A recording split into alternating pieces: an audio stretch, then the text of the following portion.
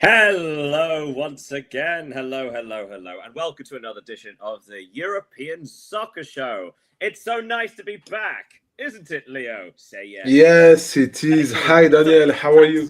He's been practicing his lines. Yes, I'm excellent, thank you. And again, it is good to be back. It's been a long old break for the internationals, but a lot of interesting things happened in the meantime, which we'll talk about later on for those who missed all the World Cup stuff, which has now finally been the full lineup's been announced, which is, we'll put it like that. But we've also had a weekend of gripping European football, or European League football, we should say.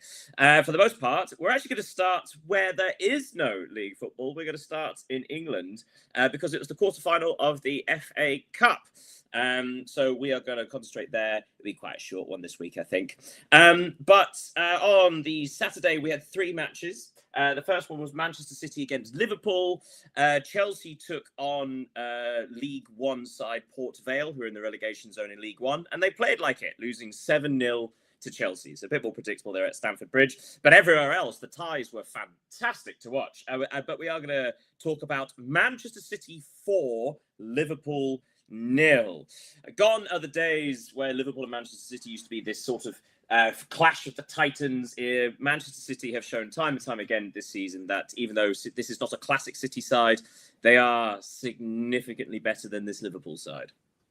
Yeah, I totally agree. And this game proved your point. I think it's the third victory of Manchester City this season against Liverpool. And this time it wasn't. There was no doubt about the superiority of Manchester City over the Reds. It was a clear-cut victory, despite the fact that it's important to note that Liverpool maybe had the best start in the game before the first goal of Manchester City.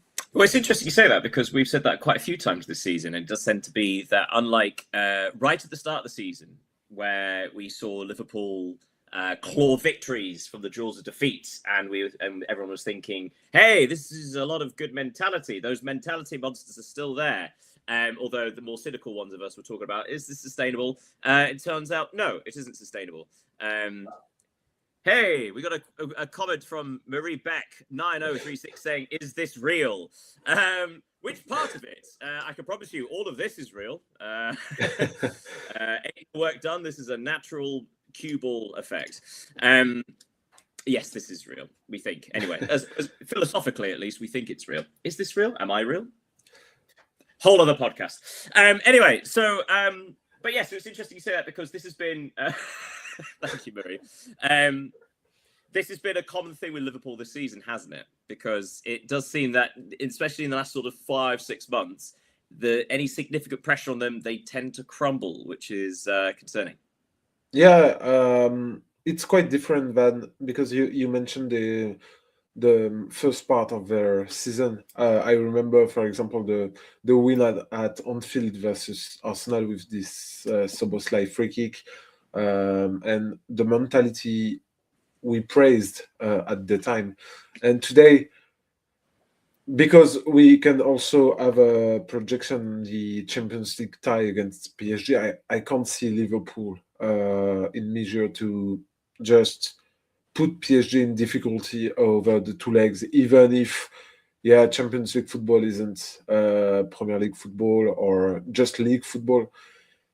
I'm quite concerned about Liverpool because I think it was very important after the last season when you saw Van Dijk extended this contract, Salah extended his contract, and the performances they put together this season. It's quite unbelievable, especially Salah, because we are talking about the Premier League MVP last season. He scored the most goal. He assisted the more times, and today, he doesn't seem capable of Yeah. only score a penalty. You can't account for that level of drop off, can you? You Yeah. expect a little drop off from such an exceptional Yeah, season, of but course. the amount it has, kind of inexplicable. Yeah. Yes, it's a good point. We should probably have a word. Manchester City with 3 goals for Haaland, Erling Haaland getting a hat trick and an FA Cup quarter-final, and the other one going to Antoine Semenyo. What was so good about Manchester City? Was it perhaps that they managed to get Ryan Cherki in a more influential role up the field? Yeah, I think, and I think we also get Haaland back because, of course, we had debates, and everyone had debates about maybe the Norwegian has dropped his performances over the last few months because he was injured, then he didn't score and everything. And against Liverpool, I found it, and I found it also against Arsenal before the international break. He moves like he used to do, and of course, when you have players like Cherki, when you have players like Semenyo, Doku, some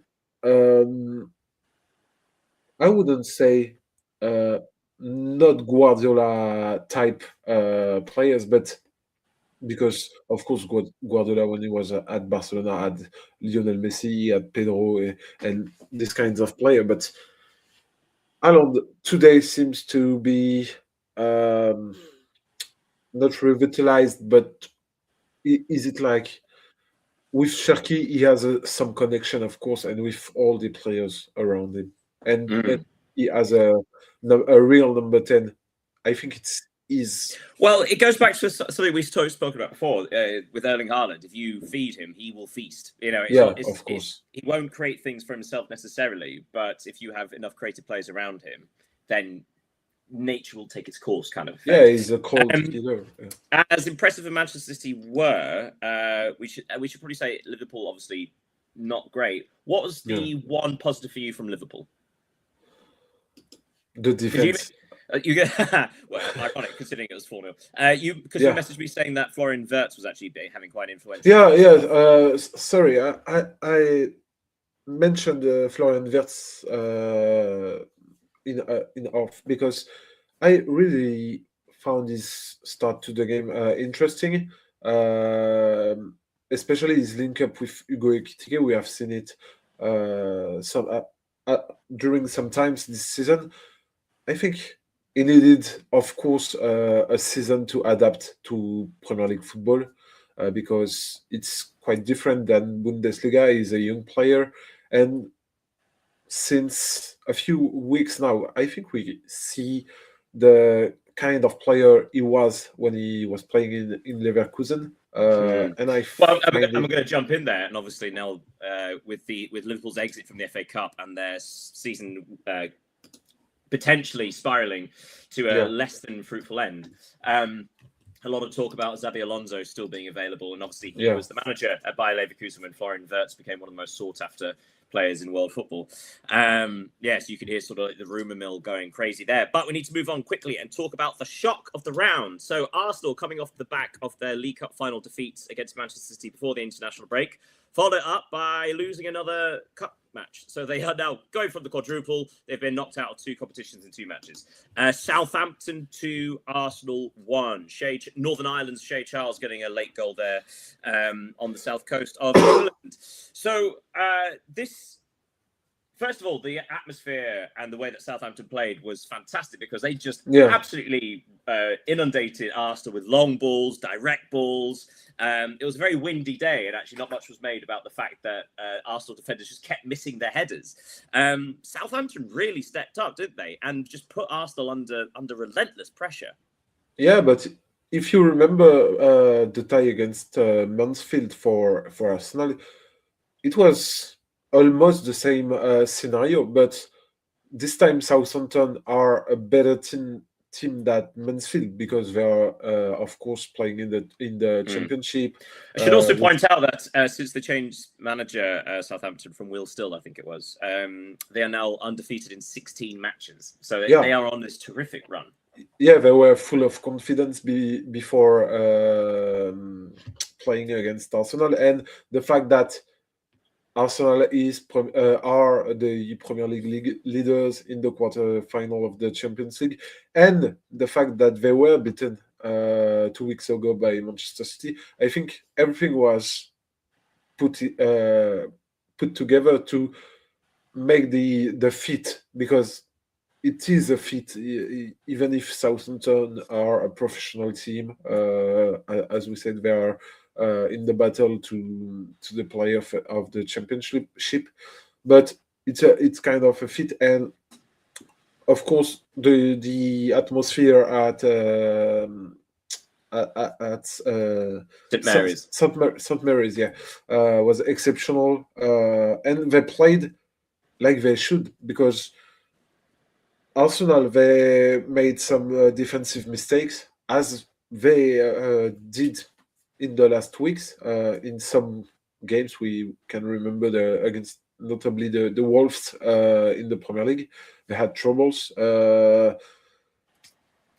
They had also problems individually, as some defensive performance weren't the best, with some player injured. So in the space of a few weeks, as you said, Arsenal went from a possible 4 titles at the end of the season to only 2 now. So in my opinion, it will now be the time for Mikel Arteta to speak to his players, because he knows that what they are experiencing. He was a player. He won some trophies, and it's now important for him to teach a team that has never won how to win. Actually, yes. It's difficult. Well, after that result, Southampton will face Manchester City in the semi-final at Wembley. So all these teams will be playing at Wembley. Whereas Chelsea will be taking on their first Premier League opponents in this year's competition, which is astonishing, considering it's the semi-final.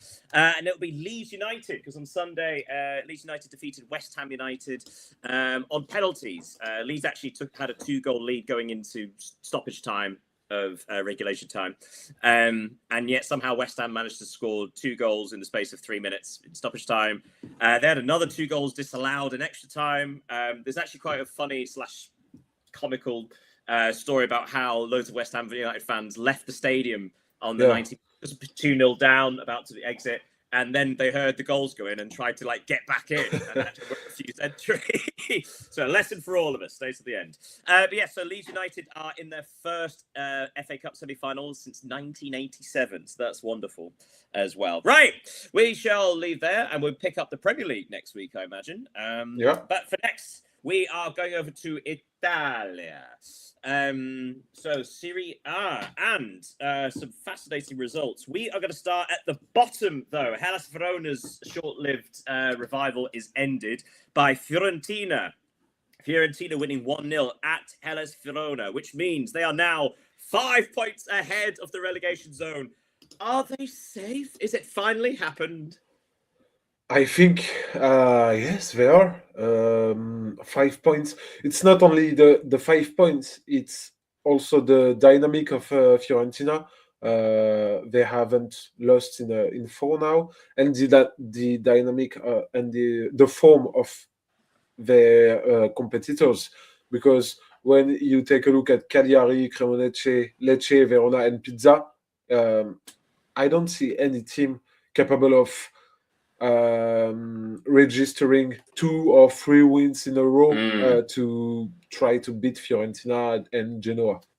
So that's a good point. So we should probably say at the bottom. So Pisa, Hellas Verona, yes, we're fairly certain they're gone. They're 9 points back now. But in 18th, Lecce on 27. Interestingly, despite the fact that Cremonese and Lecce both lost, Cremonese actually leapfrogged them out of the relegation zone this week. Because Cremonese lost by 1 goal and Lecce lost by 3 goals. So so now it's this very strange situation where all you have to do is lose slightly better than the other team and you might stay up. Yeah, and that's where the goal difference is important. We can see that. Imagine being relegated for 1 goal or 2 goals, or even worse, if because if they have the same goal difference, I think it will be the or the direct games results, Yeah, head or to head, I the believe. Yeah. head to head, or yellow bookings. I think so. It's pretty important for these teams with this thin gap between them to score, to try to not lose by too many goals. Yeah, as I mentioned, Cremonese lost at home 2-1 against Bologna, whereas Lecce lost at home 3-0 against Atalanta, who are suddenly really pushing for Europe, despite their terrible start to the season. Yes, actually, let's go back up to the table then. So after Atalanta's victory, they were trying to close the gap on teams like Roma, Juventus, Como, all fighting for that final Champions League spot. Como were at Udinese and they drew 0-0. Missed opportunity there for Como. And meanwhile, Juventus defeated Genoa at home 2-0. Goals from Bremer and Weston McKennie in the opening 20 minutes. So Juve just 1 point behind Como in the fight for the European football. Is that the tide shifting, or was that just was that allowed from Como, because they've been so good in recent weeks? Yeah, I think it has been allowed by Como, but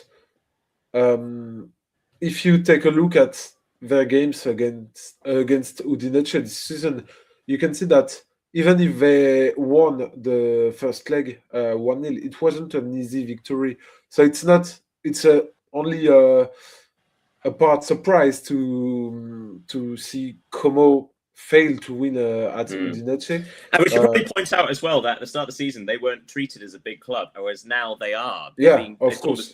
Other teams are really sitting back against them, despite the fact that they sort of like the new kids on the block, so to speak. Yeah, low block with of course. And now the race to the Champions League is totally on, because there are only 5 points between Como, who are fourth, and Atalanta, who are seventh, and it's a missed opportunity for Como, especially given the result of Napoli and Milan. Because we haven't said that. We haven't said that yet. We haven't. Spoilers. Sorry. It was like, well, you may be wondering why we haven't mentioned Roma in this discussion, because Roma on Sunday went to Internazionale and they lost 5-2. Astonishing match. Inter actually scored in the first minute to really set the tone through Lautaro Martinez before Mancini equalised. Çalhanoğlu regained the lead for Inter just before half time. C. Di Money 6-7 says 6-7. That's a quite 2025 sort of thing, if you don't mind me saying.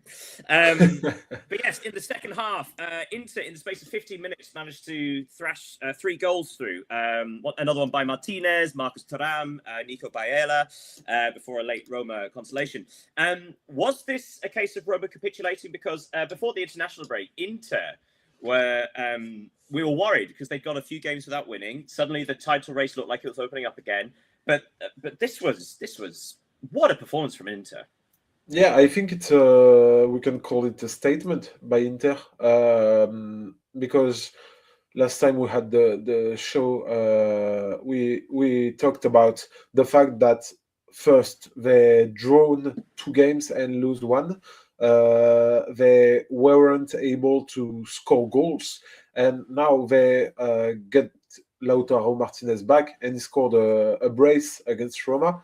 Roma, we can recall, they were before this day the second best defense in Serie A. So scoring 5 against them is not something very usual, if I can say that. And I think it's a very important victory for them, because if they had lost this one, they would be only 4 points ahead of Napoli.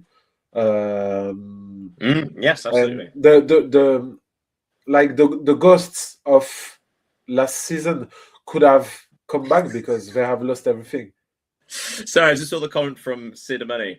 Have you ever heard of a New York City Football Club? Yes, we have. Actually, I believe yes. it's part of the City Football Group. And although not affiliated with the 120 odd Chargers.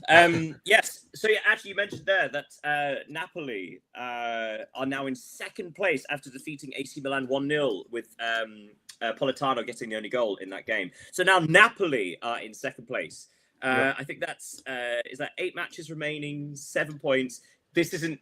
This is almost certainly not really a title race, but it's fascinating that Napoli are ending the season so strongly. Of course.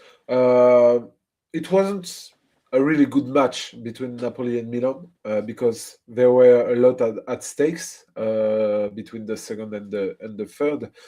But for the team losing, Massimiliano Allegri told that after the game, the title is now off for Milan because, of course,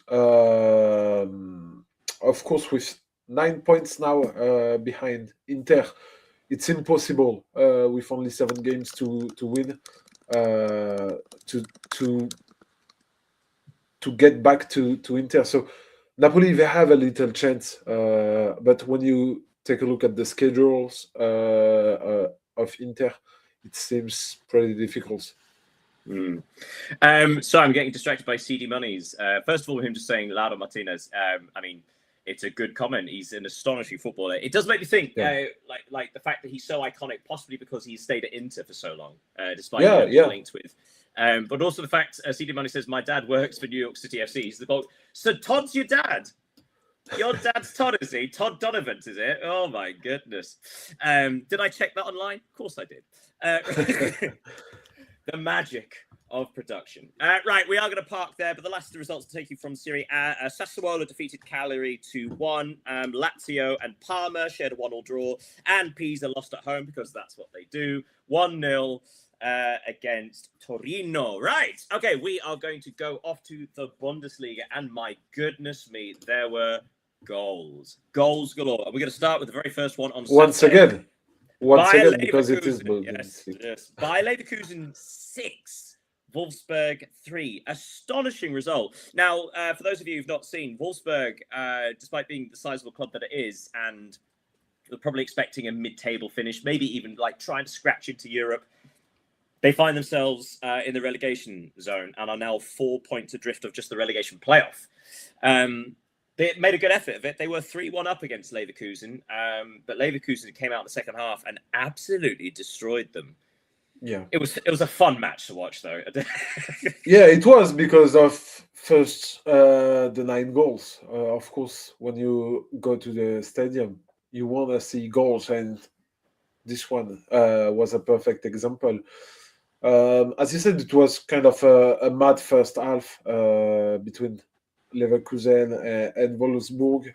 They traded blows, and Wolfsburg were leading at the break, but then they totally fall off after the equalizer, and it was unfortunately over for them. And it's a really, really bad result in the view of the playoffs, because they are now 4 points behind St. Pauli. So,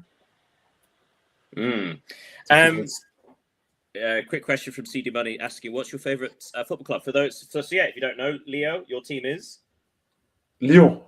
Yes, I'm a Olympique Lyon fan because it's the closest to his name. Yeah. For the same reason, I was going to say I can't think of a name with Dan in the front. Angers for France. I'm Newcastle. I'm a Newcastle fan. Tough times. It's fine. Elsewhere in the Bundesliga, let's talk about another game. Freiburg 2, Bayern Munich 3. This is one of the most insane finishes to a match I've ever heard of. Freiburg, again, if you didn't hear, were winning 2-0 with 10 minutes left to play. And Bayern somehow turned it around to win 3-2. 2 goals from Tom Bischoff. The first coming in the 81st minute, the next in stoppage time. And then in the 9th minute of stoppage time, Leonard Karl, the wonder kid, tapping in from close range after a brilliant assist by Alphonse Davies, back from injury. I mean, you run out of ways to describe Bayern, because this is the sort of result that they could easily let slip, and it's fine. It's no big deal because of the gap at the top. But they just won't let it go. Yeah, and moreover, I think it's the kind of victory at the edge of the a final sprint of the season, because they practically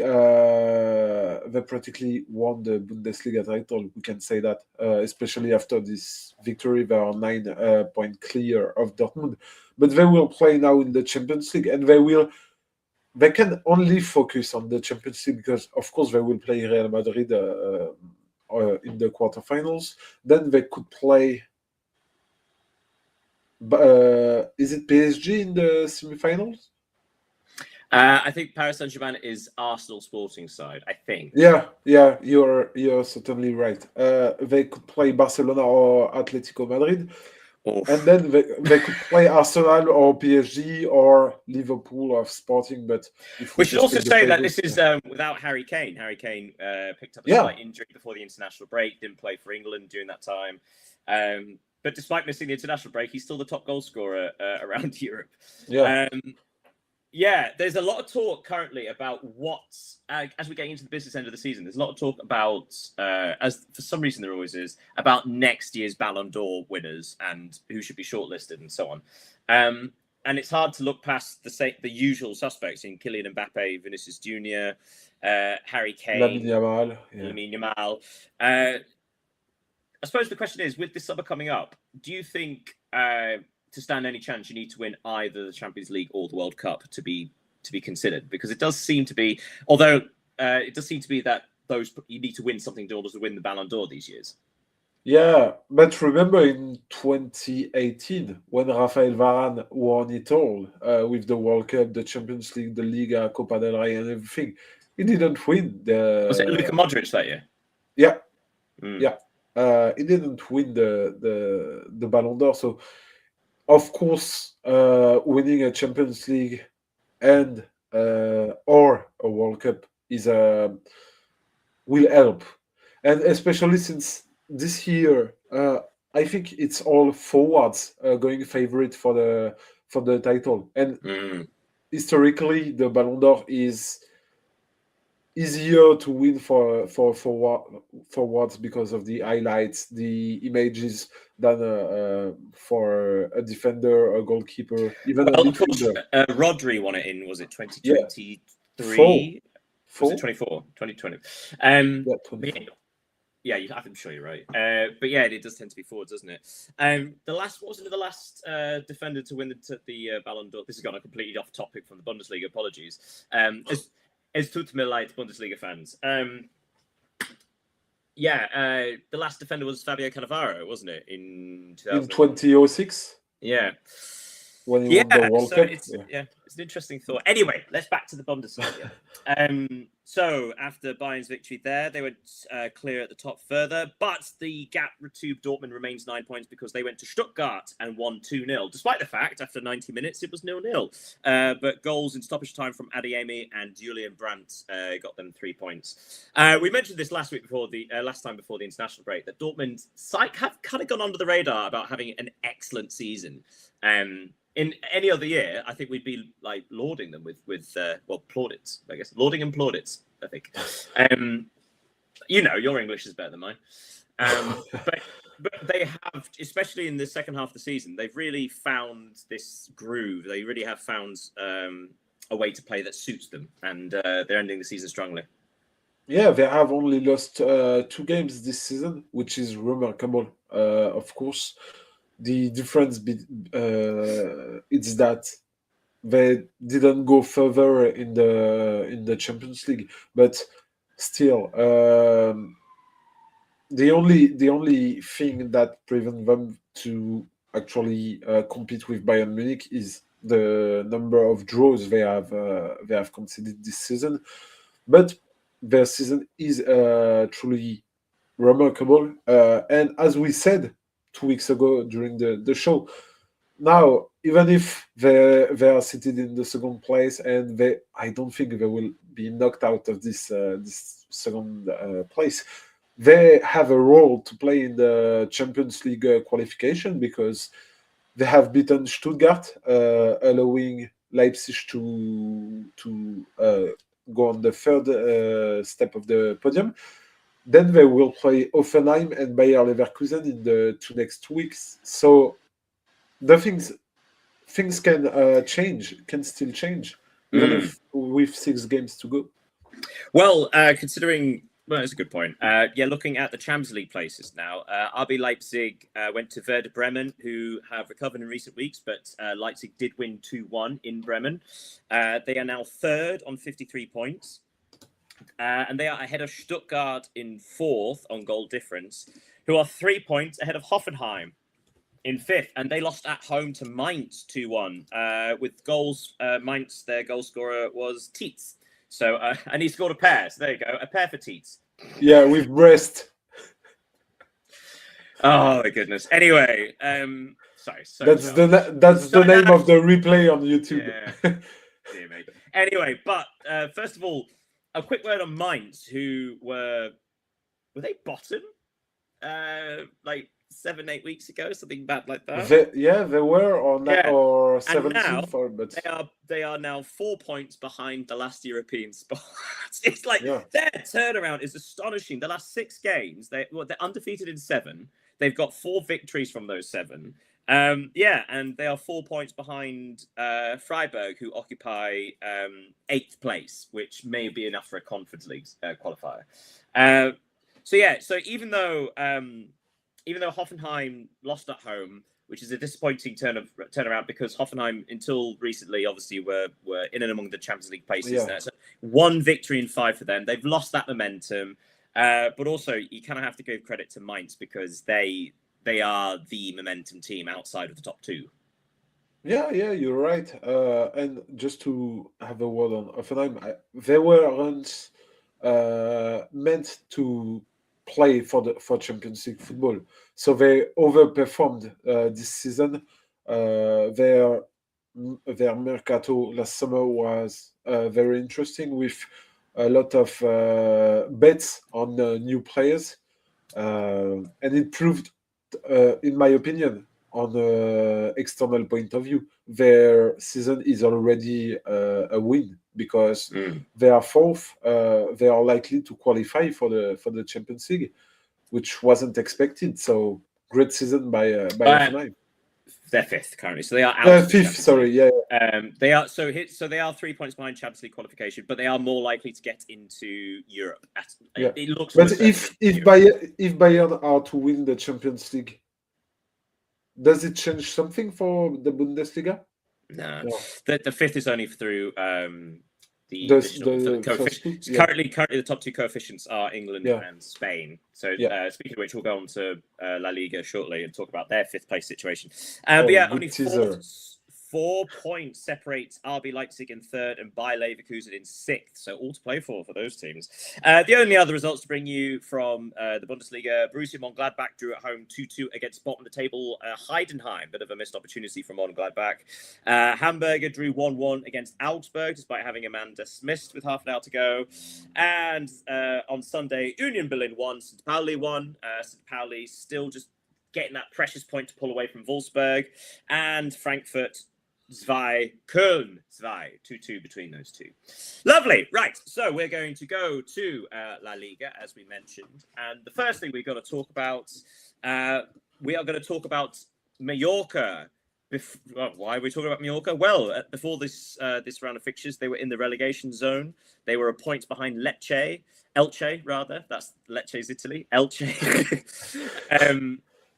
And they had to play Real Madrid, the Giants, and Mallorca won 2-1. An incredible result. They led at halftime. Militao equalised with only a couple of minutes to spare for Madrid. But is it Muriqi, the striker for Mallorca? Muriqi, we say it in French. Muriqi, in stoppage time, getting the winner for Mallorca. So not only is this an incredibly surprising result from Mallorca, but what a performance. This is a team that really is ready to scrap for survival. Yeah, because before this weekend, they were in the relegation zone. But how bad for Real Madrid.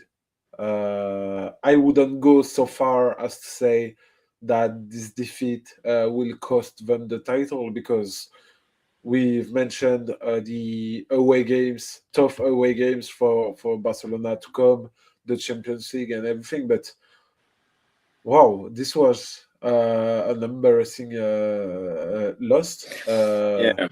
for Real Madrid. They ran out of ideas, didn't they? I mean, it was resulting. Yeah. They were sort of relying on Alexander Arnold's set pieces at the end. Yeah. To really dig themselves out.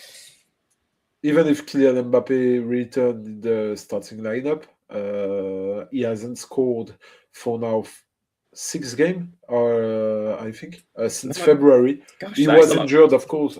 Yeah, there's a long drought. They are now 7 points behind Barcelona, who went to Atletico Madrid. This is one of 3 times they're going to play each other over the next couple of weeks because they've faced each other in the Champions League. Atletico Madrid 1, Barcelona 2. Atletico actually took the lead in this game through Simeone before Marcus Rashford equalised. And then Nico Gonzalez got a straight red card just before the half time. Barcelona struggled to find that killer blow, but Lewandowski found the winner with just a few minutes to spare of regulation time.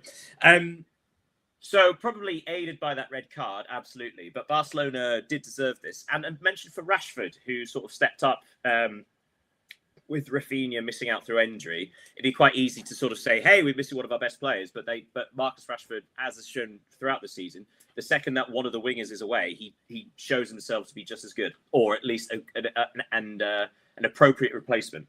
Yeah, it was a goal all the more important for Marcus Rashford, given the fact that it's been weeks. Media talks about the fact that he could definitively leave Manchester United to Barcelona. So it was important for him to score that goal in a crucial game. And if we talk about the Barcelona's point of view, first, it allowed them to go 7 points clear at the top of La Liga, and it sends a clear message to Atletico before their two-legged quarterfinal, a Champions League quarterfinal this week and next week, because it will be a tough battle. These 3 games are a tough battle.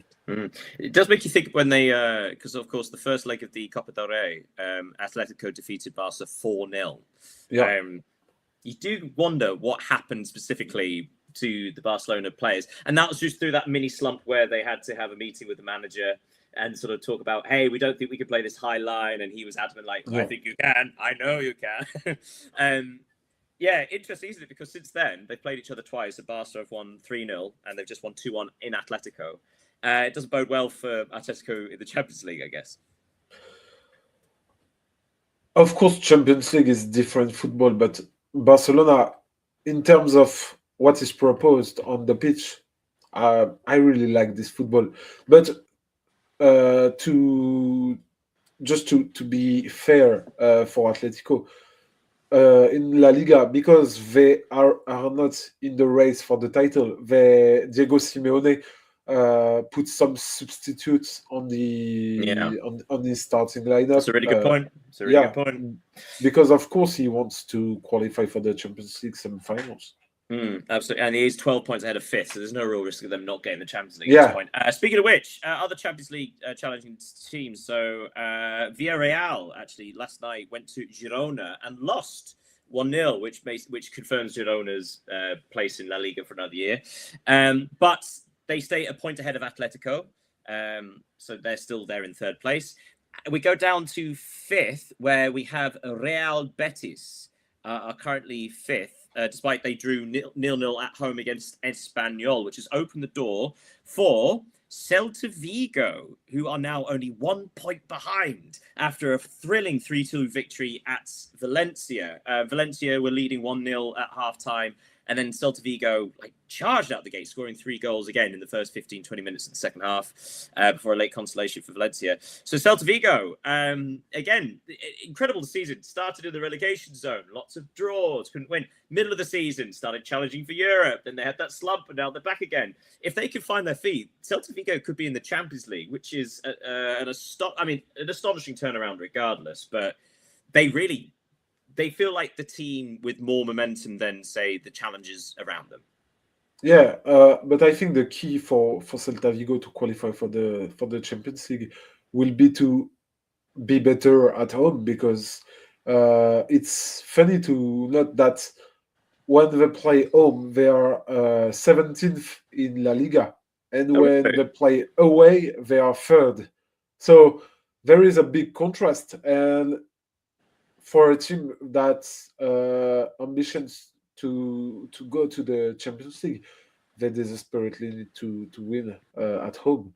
And for Real Betis, who haven't won a single game since 15th of February, it's also strange to see them still fifth, leading this group of four Champions League Yeah, contenders. it's quite strange when you compare to say in the Premier League, where there are like Chelsea, Yeah, Liverpool, Aston Villa, Manchester United all fighting for those Champions League places, whereas the top four in Spain are so far ahead that yeah, they're sort of secure, and then we're sort of getting it. Well, it's a scrap for like the extra thing. So you've got Real Betis on 45, Celta Vigo on 44, and beneath them you've got Real Sociedad on 41, who defeated Levante 2-0 this week. And also on 41 are Getafe, who leapfrogged Athletic Club after they defeated them 2-0 in Getafe. So those four teams only separated by 4 points. And apart from Betis, you wouldn't expect any of the others to really be challenging for Champions League football. Maybe, no. again, certainly considering the start of the year when Sociedad had their issues, when Getafe were sort of pulled towards relegation as well. It really does show just what consistency can do for you. Yeah, and you were talking about Getafe. What they have achieved since February is quite impressive. To be honest, they are first. They are putting themselves in a position to qualify for European football, maybe Champions League if Spain are to stay in the second place in the UEFA coefficient. And they in this run they have beaten all of their rivals. They have beaten Athletic Club, they have beaten Espanyol, Real Betis, they drawn with Celta. So it shows that they have what it takes to compete with these teams, and they also have beaten Real Madrid, Villarreal during this run. So they are not where they are by chance. They are here because they really deserve it. The only other results to mention, which we didn't before, Rayo Vallecano defeated Elche 1-0 on Friday, which basically means Rayo Vallecano are safe, while putting Elche into the relegation zone. Alaves drew 2-2 at home to Osasuna, and mad end to the game. Alaves equalised in the 90th minute, I think, through the penalty. Yeah. After which both teams had a man sent off, which was funny. The last one was quite interesting. So first of all, Real Oviedo, their second win in 3 matches, bottom of the table, but showing signs of life. I mean, they are 7 points away from safety, but they aren't doomed yet. However, the team they beat were the team immediately above the relegation zone, Sevilla. So Real Oviedo 1, Sevilla 0. Yes. So Sevilla now only 2 points ahead of safety, ahead of Elche. You worry that's no wins for them in 5 matches. Really concerning. I mean, we spoke throughout the season because the relegation fight in Spain has been so fascinating and so unpredictable, and so it changes every single week. And for a long time, Sociedad looked like they might get pulled into it. For a long time, Valencia have looked in trouble. Valencia is still only 6 points ahead of Elche, but that's relatively safe now. And Sevilla, and yet Sevilla are the ones that just have never managed to pull away. Do you see any signs of them actually managing to do it in the final weeks of the season? They desperately need to win some points because, as you said, they only have 2 points ahead of Elche. The only chance for them is that Elche and Levante, even if Levante had a good form, they are behind them at the moment. But Sevilla have only won 2 games in 2026. They are coming off 3 consecutive defeats.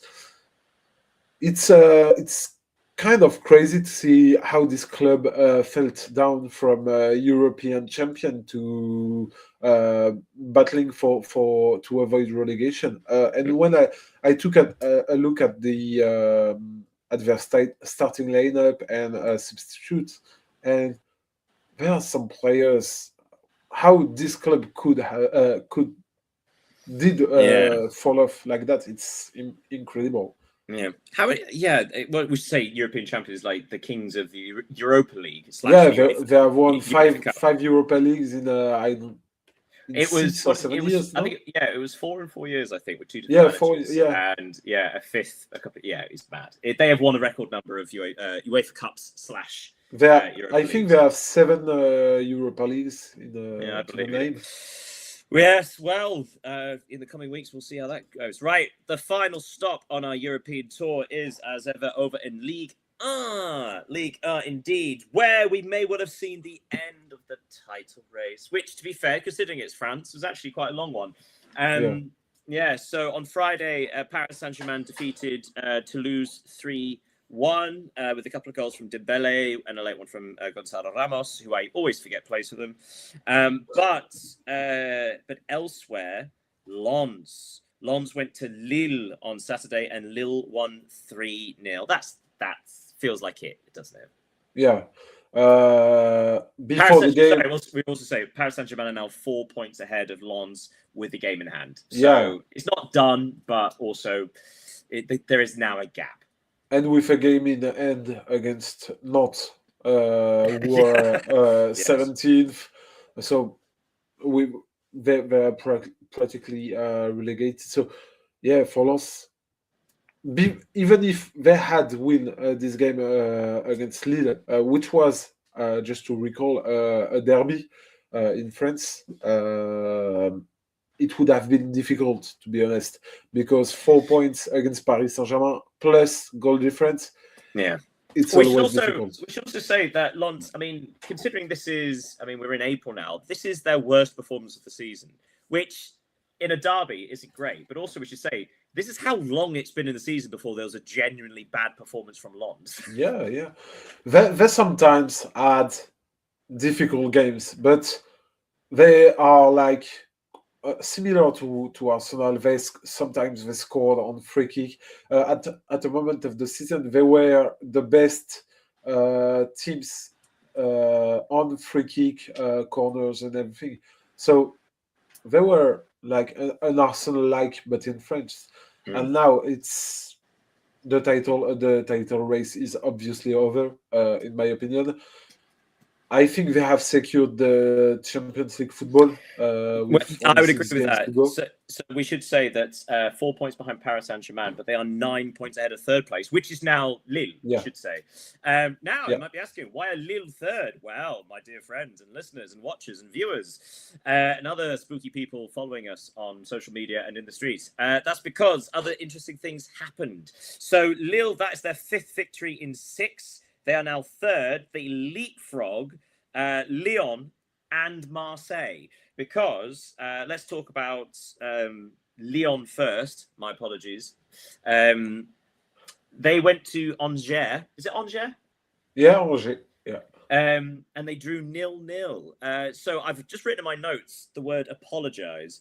So because at the end of their 13 matches won in a row in all competitions, I tantalizingly said, hey, are they in that funny little title race? Are they an outside bet? Sort of playing it up. And since then, they've won 1 match. So next question. 1, is it my fault? But 2, why do you think they can't seem to get it going again? Because it's been very stodgy of late, hasn't it? Lyon, that is no wins in 7. Yeah. In 9, I think 9. If we take the Europa League football too. And of course, they got knocked out of both competitions as well. Yeah.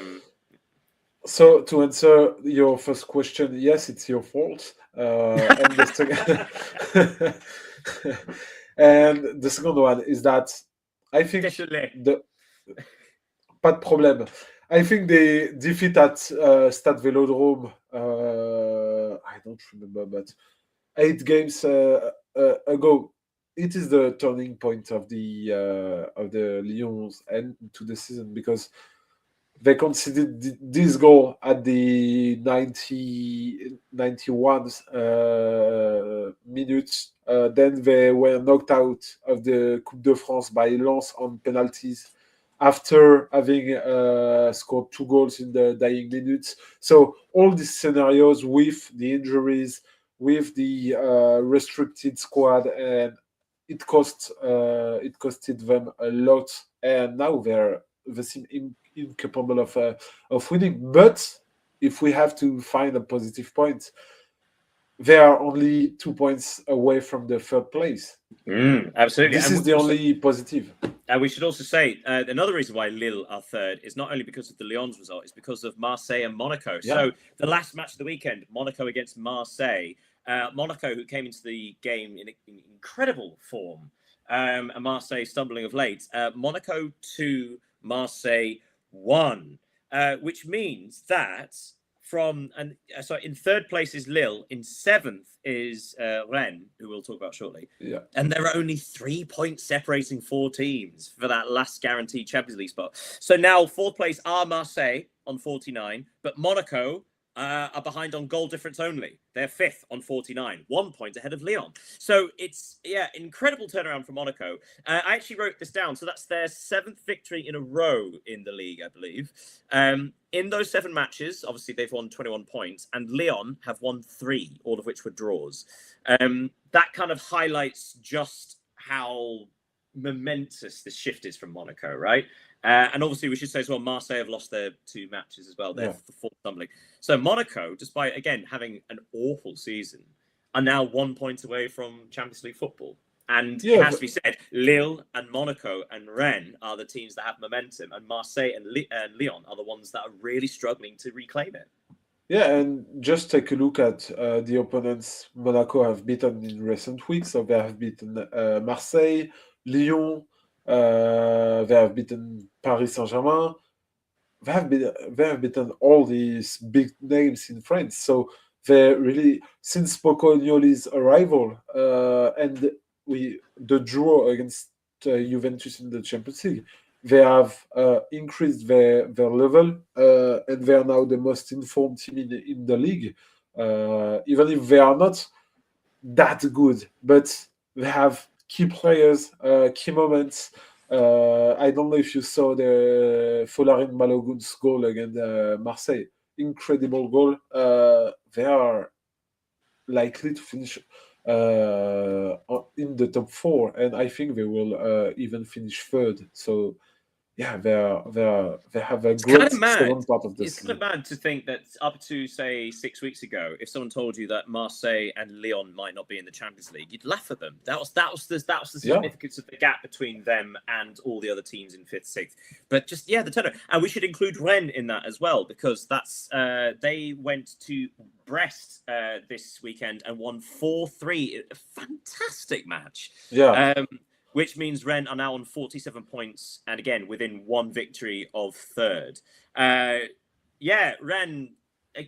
again, similarly, Rennes, and apart from like 2 or 3 weeks in between, since the start of the year, their form has been fantastic as well. And a lot of credit should go to Rennes and Monaco and Lille for not giving this up, because they've made this not only exciting, but also they've really shaken up the status quo in French football this year. Monaco, I should say. Yeah, because the thing is that behind PSG, all the teams are quite the same level. So it makes the league very interesting in terms of different battles for the relegation to stay and for the European spots. And Rennes, for example, they have changed their manager after Habib Bey's dismissal. They have taken Franck Hez, who was in Lens and in Nice a few years ago. They have a striker, Esteban Le Paul, who is now on the verge of being named the Golden Boot of Ligue 1. So they seized the opportunities to play for Champions League football next season, and it will be a really disputed battle till the end. It will be very interesting. Some other results to tell you about in League. Strasbourg defeated Nice 3-1. So Strasbourg, of course, it's more about keeping the momentum because they're still in two separate cup competitions. Not likely to qualify for Europe through the league, but they are still keeping good form. Whereas But Nice, watch out for this end of the season. It's going to be very fun. Whereas Nice are now only 4 points ahead of the relegation playoff spot after Auxerre went to Le Havre and drew 1-1. Lorient drew with Paris FC 1-1, and Metz and Nantes, the two bottom clubs, faced each other, desperate for points. They drew 0-0, which is entirely pointless. Although, ironically, not. Okay, so we should end our little European tour there and go on to things we may have missed to wrap up the show along with Trivial Trivia. So what might we have missed this week, Leo? The first is that PSV in the Netherlands have been crowned champion for the third time in a row. I forgot to check. I knew it was a big gap, but that is early for a champion. Yeah. 5 match days are remaining in the league. So yeah, cheers to PSV. Congratulations to them. Speaking of which, we go from Ligue 1 to Ligue 1. So the third tier of English football, we have our first promotion of the season. Lincoln City have been crowned champions of Ligue 1. So they'll be playing in the second tier of English football for the first time since 1961. Which is kind of brilliant. So a 65-year gap. So that's brilliantly done. Anything else from you? Yeah, we are going from Ligue 1 to Ligue 1. No, it's a joke. No, from Ligue 1 to National League, England's fifth tier. I don't know. You got there as well. I got something. I don't know if you saw. We maybe have the same story between York City and Rockdale. Yeah. They are separated only by 2 points after 43 match days.